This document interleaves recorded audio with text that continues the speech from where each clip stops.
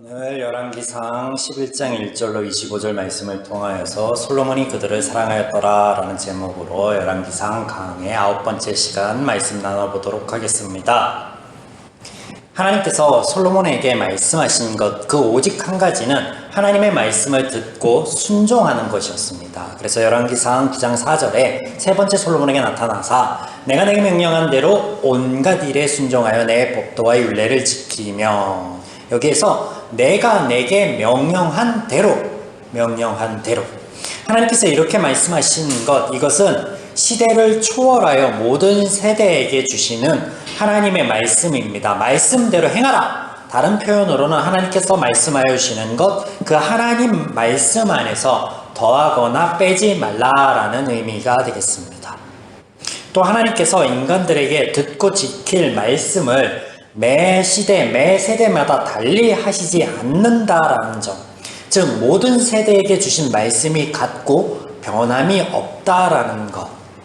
그래서 세상의 지혜, 죄인의 지혜를 추구하는 솔로몬에게 주실 하나님의 지혜, 이 새로운 지혜가 있는 것이 아니라 이전에 이미 이스라엘에게 언약 안에 말씀하여 주신 율법, 계명, 그 말씀들을 읽고 그대로 따르면 되는 것이었는데, 하나님이 이것을 말씀하셨는데, 그러나 우리는 열왕기서를 시작하며 그 어디에도 하나님의 말씀을 읽거나 따르고자 하는 모습을 찾아볼 수 없었습니다. 이스라엘 중에서도 솔로몬에게서도.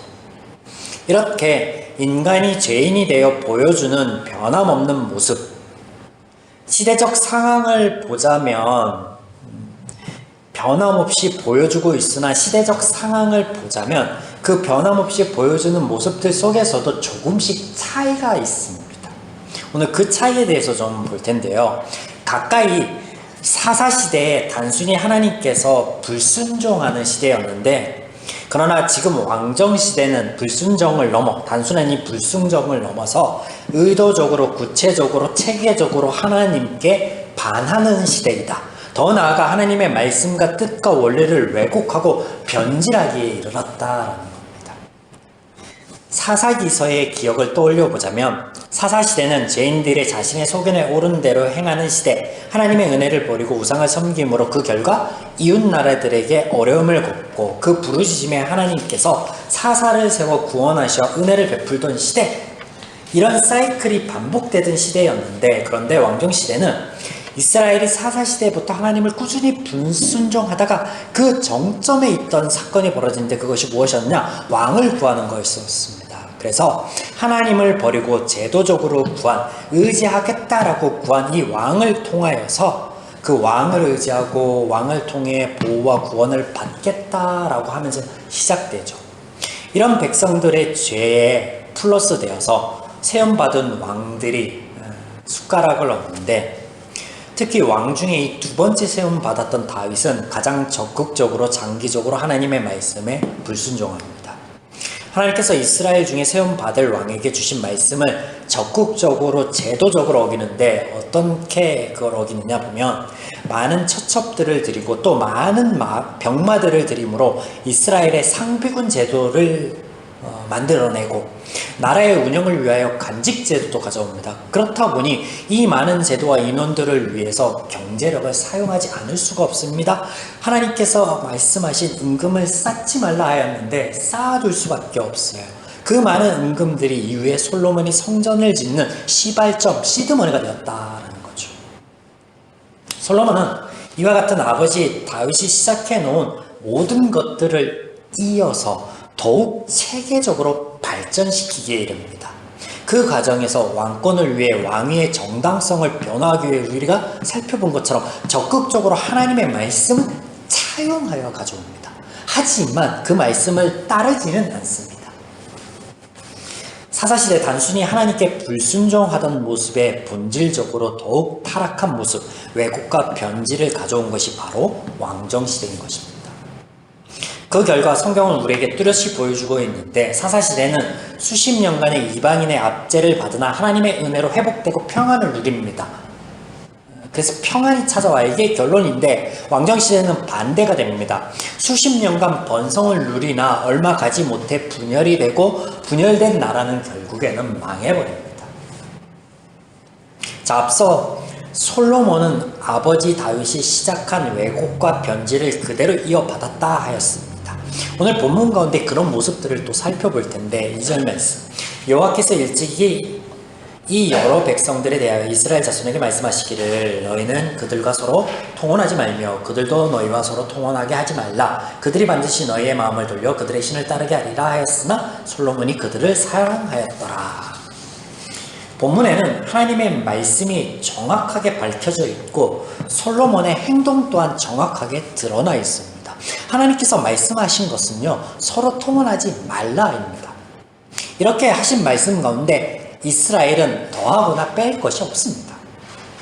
그대로 지켜 따르면 됩니다. 하나님께서 이것을 금하실 때 조건을 둔 것이 아니죠. 좋은 의도, 화합과 평화를 위해서면 된다. 혹은 이방 여인이라도 이방 남자여도 하나님을 믿게 된다라고 하면 통혼을 해도 된다. 이런 류의 말씀을 하시지 않았습니다. 그냥 금지예요. 금지. 또한 이렇게 말씀하실 때 하나님께서 민족주의나 국수주의적 성향을 방영하신 것 또한 아닙니다. 이스라엘만 사랑하고 그들만 구원하고자 그래서 이방인들은 안 된다라고 하신 말씀이 결코 아닙니다. 지금까지 그런 모습을 보인 적이 없어요. 창세기 이후. 하나님께서는 이렇게 말씀하십니다. 너희가 그들과 더불어서 그들의 신들을 사랑하게 될 것이다. 제가 2절 말씀의 핵심을 이렇게 한번 뽑아서 말씀드립니다. 너희가 그들과 더불어 그들의 신들을 사랑하게 될 것이다. 세상을 사랑하게 될 것이다. 더욱 사랑하게 될 것이다. 이 말씀에 대해서는 조금 후에 자세히 살펴보도록 하겠고, 이제 솔로몬의 선택, 그의 행위, 밝히 드러난 행위에 대해서 보시면 솔로몬이 이방 여인을 택하여 결혼할 때 그의 목적은요, 좋은 거였어요. 선한 거, 화합과 통합이었습니다. 통혼을 통하여 나라의 안정을 가져오고 외교적인 연합관계를 꾀하였습니다.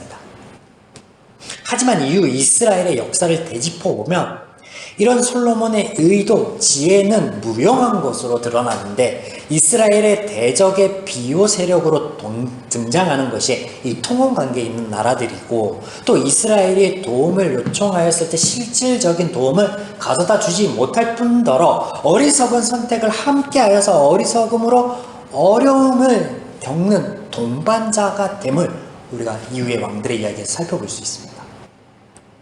더욱 중요한 것은 이런 솔로몬의 행동에는 그의 기준과 판단이 작용하였다는 거예요. 솔로몬이 세운 기준과 판단이 하나님께서 세우신 기준과 판단보다 더 유익하고 유용하겠다, 선하겠다라는 그의 계산이 그의 행동을 불러일으켰다라는 거, 이게 핵심이죠. 솔로몬뿐 아니라 모든 이스라엘 백성, 더 나아가 죄인들이 그러합니다. 하나님의 기준에서는 선악을 아는 나무 열매를 먹지 말라입니다.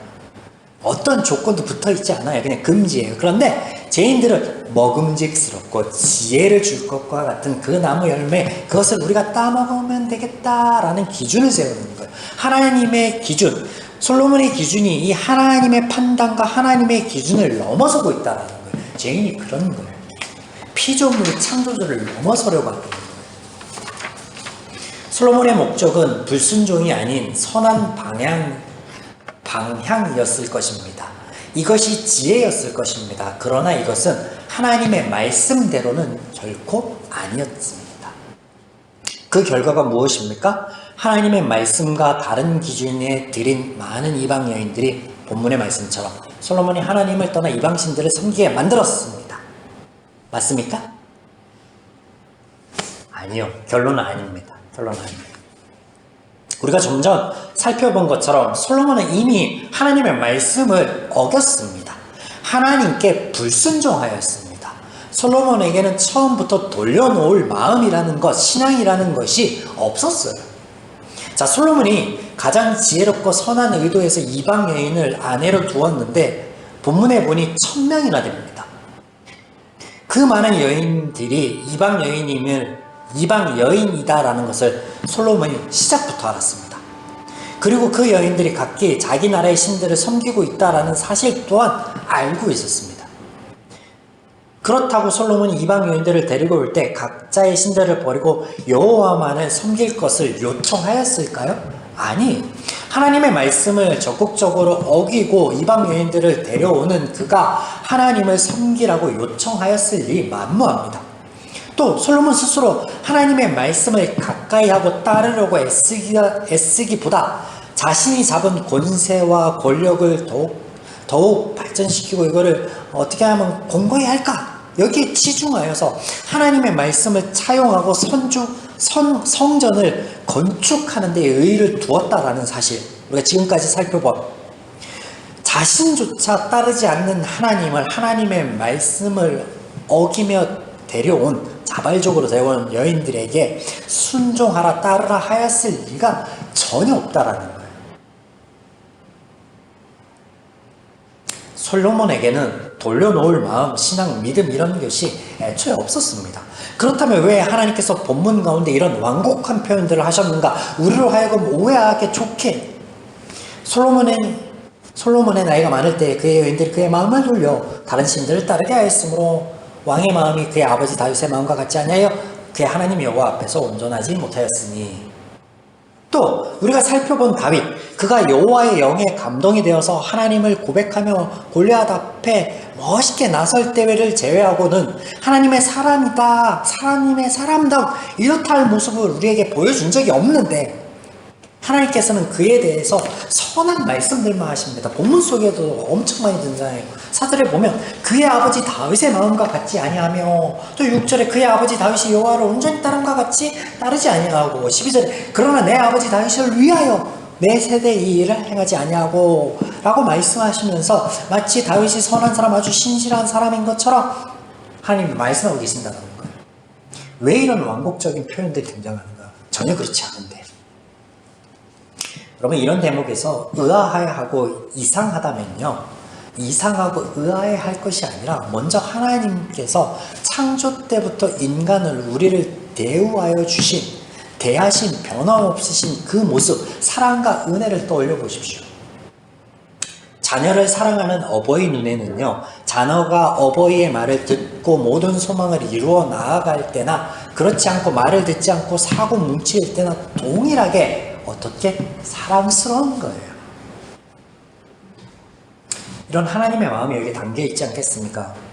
또 우리가 보기에 우리 모두는 사랑받지 못할 자들이에요. 사랑받을 만한 사람이 없어요. 자격 요건 갖추었을 리가 만무합니다. 그러나 당신께서 목숨을 주어서라도 사랑하여 주시고 끝까지 지켜내시며 포기하지 않으시는 그분, 그 어버이 되신 하나님, 그 하나님께서요, 죄인으로서 그 하나님의 마음에 동조하지 못하고 하나님의 마음과 기준에 갖지 못하고 하나님의 말씀을 따르지 못하는, 그래서 결국에는 행복하지 못하고 아픔으로 삶에 점철될 그들을 하나님이 어찌 위로하지 않고 어찌 위하시지 않겠습니까? 그런 하나님의 마음이 담겨 있어 라고 여기면 되겠습니다. 또한 그런 하나님께서 영감을 주어 성경을 쓰게 할 때 성경 저자들의 자아나 그런 환경들, 이런 것들을 완벽하게 하나님이 막지 않으셨다는 거. 제가 언젠가 말씀드린 것처럼 성경을 보면 그 성경의 저자들의 배경이나 성격, 이런 세계관, 이런 여러 가지 것들이 이 성경의 문체나 어떤 성경의 문장 안에 방영된다라고 말씀드렸습니다. 왕들의 이야기가 하나님의 말씀으로 기록될 때 이스라엘에게 있어서 다윗과 솔로몬의 시대는 더없이 좋을 때였습니다. 이렇게 좋을 때 하나님의 은혜가 먼저 생각되어지는 게 아니라 죄인들의 세계관에는, 죄인들의 이 가치관 안에는 그들 또한 죄인에게 은혜 받을 만한 태평성대를 누릴 만한 요인들을 찾게 돼 있는데, 그렇게 찾은 요인들이 뭐냐면 다윗과 솔로몬이에요. 그래서 그런 연대의식 안에서 쓰여진 하나님의 말씀은 다윗과 그의 자손들, 즉 다윗의 왕가에 대해서 호의적으로 쓰여지지 않을 수가 없습니다. 이후에 역대기서까지 이런 부분들이 방영되어서 쓰여지는 거예요. 자, 다시 본문으로 돌아가 성경의 완곡어법에도 불구하고 오늘 본문 9절에는 명확하게 이 솔로몬의 행위에 대해서 하나님께서 딱 집어서 말씀하고 계세요. 이렇게 솔로몬이 마음을 돌려 이스라엘의 하나님 여호와를 떠난 거예요. 솔로몬이 마음을 돌렸고 솔로몬이 여호와를 떠난 거예요. 주체가 그예요. 9절 말씀에 의하면 솔로몬의 생에 등장하여 하나님의 말씀을 듣고 따르라 하신 것에 우리가 살펴본 앞서 3번의 이 등장 말고도 9절에 의하면 두어 번 더 나타나셔서 솔로몬이 하나님의 말씀을 따르라고 경고하셨습니다. 9절 말씀에 의하면 그러나 솔로몬은 처음부터 하나님의 말씀을 듣지 않았고 이후에도 들을 마음이 없었어요. 그래서 하나님을 떠나고 하나님의 말씀을 듣지 않은 것이지 외부적인 요인 그것이 아니라는 거예요. 솔로몬 자신에게 이 솔로몬 자신 내부적인 요인에 의해서 하나님을 떠나고 하나님의 말씀을 듣지 않았다라고 명확하게 하나님께서 말씀하시고 있습니다. 사실 우리가 성경을 볼 때 하나님께서 이미 창세기에서 그 시작에서 모든 사람은 죄인이라 태어나면서부터 생각하고 기획하는 모든 것이 악하다라고 하신 그 말씀, 그 기준을 잃지 않았다면 열왕기상까지 오면서 헷갈리거나 달리 해석할 이유가 전혀 없어요. 어떻게 쓰여졌든. 솔로몬 죄인입니다. 하나님의 마음 기준 가질 수 없습니다. 같을 수 없습니다. 하나님 바라지도 않으셨을 거예요. 그럴 수 없음을 아셨을 거예요. 그런 죄인이 또 다른 죄인들, 수많은 여인들로 인하여 바뀔 마음이란 기준이란 처음부터 없는 거예요. 그렇다면 솔로몬이 사랑한 다양한 문화와 나라, 종교의 수많은 여인들은 실질적으로 무엇을 의미하는 걸까요? 우리는 이 대목을 눈여겨봐야 돼요. 제가 우스갯소리로 예전에 청년들에게 솔로몬은 하나님께서 주신 지혜를 가지고 달란트를 가지고 여자를 꼬시는데 여자를 후리는데 사용하였다 라고 하였습니다. 반은 막말. 여보세요. 솔로몬이 대단한 호색한 이고 정력가이어서 그 많은 여인들을 다 사랑한 걸까요? 아닙니다. 또 다른 그의 기록에 보면 일기와 같은 그의 기록 아가서에 의하면 그의 삶 속에서 그가 정말로 사랑한 여인이 한 명 있었어요. 눈을 감으면 아른거리고 오직 그 여인만의 생각이 나서 애달턴 그 여인. 근데 그 여인은요 이미 정인이 있다라는 이유로 솔로몬의 사랑을 받아들일 수가 없었어요. 솔로몬은요 여자를 사랑한 것이 아니라 제가 앞서 말씀드린 것처럼 세상을 사랑하였습니다. 그들과 통혼하지 말라. 그들이 반드시 너의 마음을 돌려 그들의 신들을 따르게 하리라 하였으나 솔로몬이 그들을 사랑하였더라. 제가 앞서 뭐라고 말씀드렸어요? 그들과 더불어 그들의 신들을 사랑하게 될 것이다. 그렇게 풀어서 말씀드렸죠. 그런 거예요. 돌릴 마음이 없는 죄인들이 육체적 사랑을 쫓은 것이 아니라 본질적으로 하나님 아닌 다른 것들, 우상을 따르고 사랑한다 라는 것, 이것을 하나님 말씀하고 계시는 거예요. 이 부분에서. 자, 이 대목의 이해를 돕기 위해서 우리가 조금 더 성경을 살펴볼 텐데요. 열왕기상 11장을 제 은사 목사님이신 강명구 목사님께서 솔로몬이 적극적으로 종교를 수입하였다라고 말씀하셨습니다. 자, 종교 수입, 종교의 수입, 이 대목을 이해하기 위해서 그 당시의 왕과 종교의 이 관계에 대해서 이 배경을 좀 이해해 볼 필요가 있겠는데요. 먼저 당시 강대국들은요, 주변 나라들을 정복하면 꼭 자신들이 섬기는 자기 나라의 종교를 적극적으로 전파하고 강요합니다. 다른 건 안 만들어도 신전은 꼭 만들어요.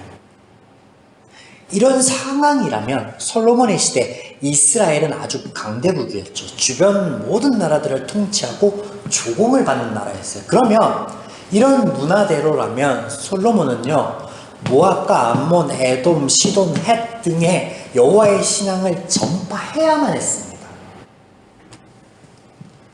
근데 오늘 정반대 일들이 일어나는 거예요. 수많은 나라들의 우상들, 신들, 문화들을 적극적으로 가져갑니다. 1000명, 이게 1000번째 생각나시죠? 이게 단순히 여자 10명을 데려온 게 아니에요. 1000번의 시도를 통해서 가져온 거예요. 적극적으로. 반대 일들을 아주 적극적으로. 이유가 뭘까요? 우리가 이해해야 할 것이 하나 더 있는데, 당시 고대 근동의 왕은요, 주로 신 그 자체로 간주되거나 혹은 신의 아들, 그도 아니면 신의 대행자로 여겨졌습니다. 그래서 왕은 최고의 권위자이자 왕의 말은 곧 신의 뜻으로 법이 되고, 왕이 말하면 이게 법이 되고 법령이 되어서 각 초소마다 선포되고 반포되어서 지켜져야만 했습니다. 이것에 대해서 출애굽기에 이집트 혹은 에스더서에 이런 배경들이 등장합니다. 그런데 하나님의 말씀에 의하면, 여호와 신앙에 의하면 왕은 결코 신의 대리인도 신도 아니고 뭣도 아니에요. 그냥 하나님의 자녀, 백성 중에 하나입니다. 또 하나님의 자녀 백성들 중에 하나, 일원으로서 그들 모두들 앞에서 오히려 교만해서는 안 된다, 권세를 가져서는 안 된다라고 하십니다. 이게 신명기 17장의 말씀입니다. 자, 솔로몬의 입장에서 궁을 건축하고 성전은 건축하였지만 많은 나라들을 다스리고 통치하여야 되는데, 하나님의 말씀대로라면 무엇인가 부족한 거예요. 세상의 원리, 당시 통용되었던 세계관에 의하면 섬기는 자, 일반적인 백성은, 왕은 다스리는 자, 명령을 내리는 자, 선포하는 자가 결단코 될 수 없습니다. 하나님의 말씀대로라면 솔로몬은, 이스라엘의 왕은요, 세상의 통치자가 결코 될 수 없어요. 다스리는 자가 될 수 없어요. 네버. 이에 솔로몬은 하나님의 원리와 방식을 완전히 버려버리고 이방의 사고, 이방의 인식, 이방의 생각을 그대로 따르기 위하여 종교 대통합에 나섭니다.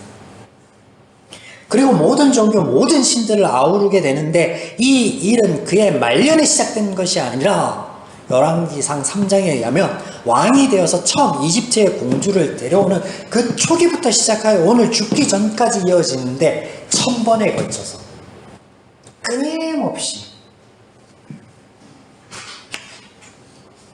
솔로몬 이전에도 솔로몬 이후에도 이와 같은 종교 대통합의 시도는 없었을 것입니다. 그는 여인을 사랑한 것이 아니라 세상을 사랑한 왕이었습니다. 세상을 사랑한, 하나님의 말씀을 따르지 않고 세상의 원리를 따른 지극히 평범한 죄인 중에 죄인이었음을 오늘 하나님께서는 우리에게 알려주고 계십니다. 사랑하는 여러분, 우리가 하나님의 말씀을 가까이 하고 하나님의 말씀을 읽고 묵상하는 건 너무나 소중한 일입니다.